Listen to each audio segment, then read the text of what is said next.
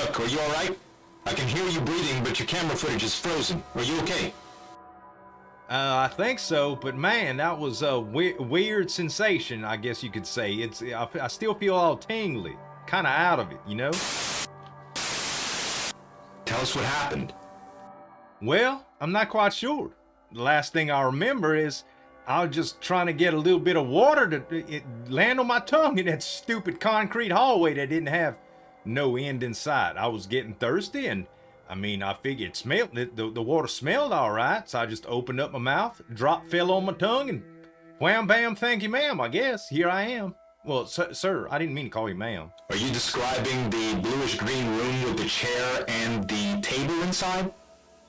Pretty much. What you see is what you get, I guess, or what I got, because there ain't nothing in here except this table, this chair.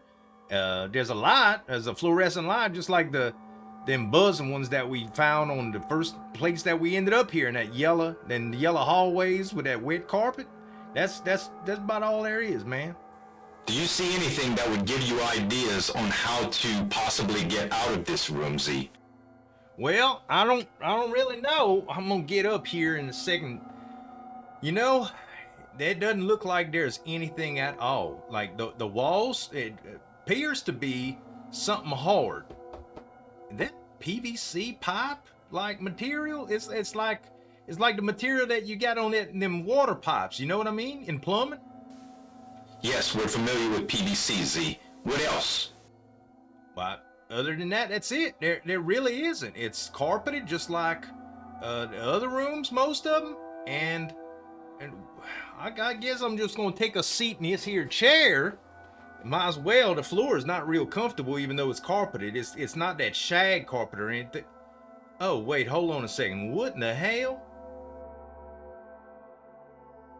Well, I don't know exactly how to explain this, although I don't know really how to explain much that's happened to me since I've been, but it looks like someone's writing with a Sharpie on the table. Ain't nobody here but me, and I sure ain't writing. I don't have a Sharpie.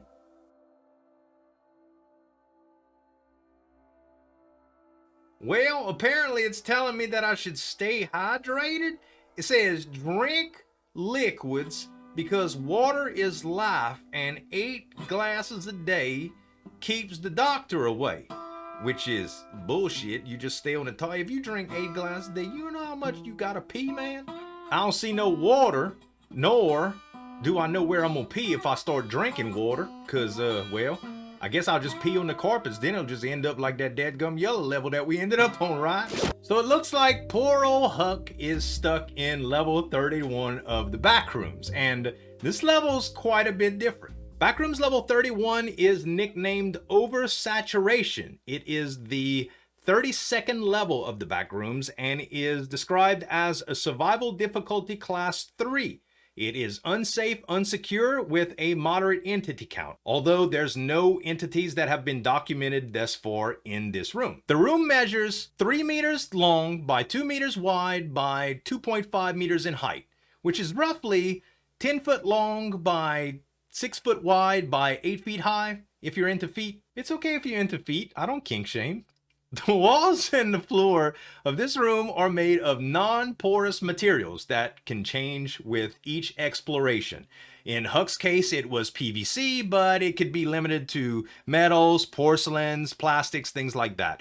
The room is always painted in a greenish blue color, and it's lit with one bright overhead fluorescent light that you might see in level 0. There's a table and a chair in the room, and it's always a white table, both made of another non-porous material. There's no physical doors, windows, or any form of exits that can be seen. However, you can exit the room if you were to survive for 8 days in it, and we'll get into how you can do that in a few minutes, but doing so will give you the chance to get transported to level 32, which doesn't have a wiki entry yet, so we don't know what level 32 is going to consist of. As far as entrances go, a lot of them have to do with almond water or water in general. Like if you catch a droplet of almond water dripping off the ceiling in level -1, you get transported here. If you give exactly 3 liters of almond water to one of the soldiers on 1918,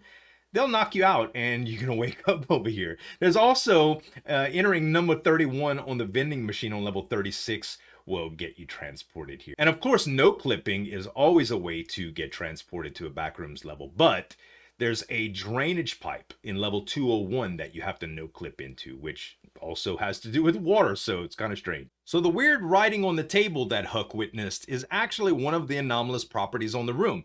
A Sharpie doesn't actually appear, it's just the letters that appear. It just looks like they were written in Sharpie or black permanent marker if you aren't familiar with the brand.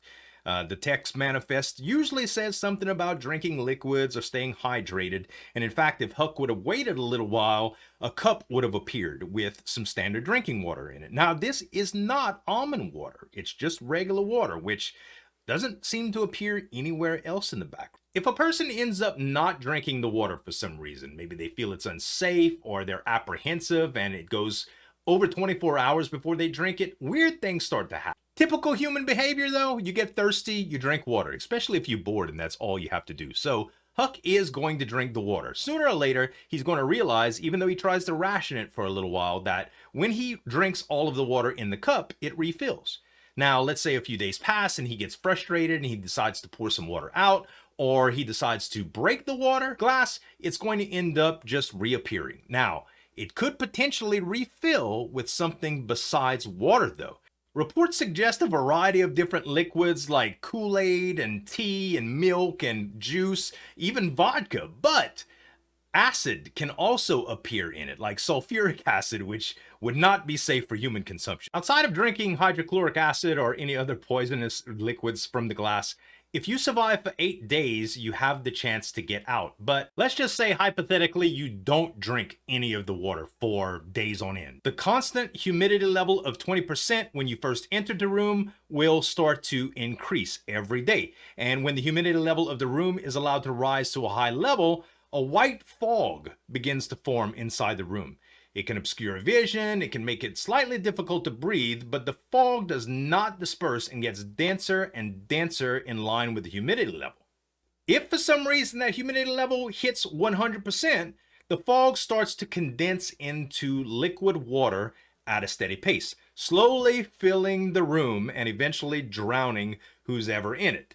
I don't know how you'd get to this stage at any rate, like, who's not gonna drink water for days? You know what kind of willpower you would need to do that? I wouldn't have that kind of willpower, and neither does Huck, I guarantee you that.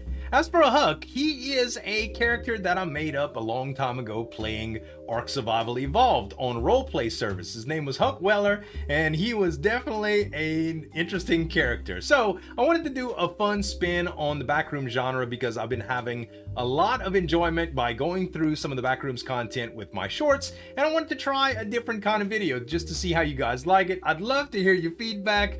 If you found it funny, if you found it cringy, whatever the case may be, guys.